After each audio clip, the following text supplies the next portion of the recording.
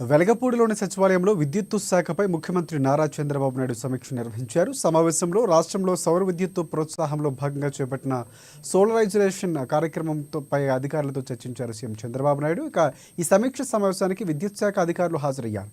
CM PM Surya Ghar అలాగే ప్రభుత్వ కార్యాలయాల్లో సోలార్ విద్యుత్తు పరికరాల ఏర్పాటుపై చర్చించారు. ఎస్సీ ఎస్టీ వర్గాలకు చెందిన వారి గృహాలకు సోలార్ విద్యుత్ సౌకర్యం ఏర్పాటుపై సమీక్ష నిర్వహించిన ఏపీ ముఖ్యమంత్రి ఈ సమావేశంలో అధికారులకు పలు సూచనలు ఇచ్చారు. ఇక కుసుమ్ పథకం, సోలార్ విలేజ్ అంశాలపైన చర్చించారు ముఖ్యమంత్రి. అలాగే 100% సోలార్ విద్యుత్తు సరఫరాకు కుప్పం నియోజకవర్గాన్ని పైలట్ ప్రాజెక్టుగా ఎంపిక చేసింది ఆంధ్రప్రదేశ్ ప్రభుత్వం.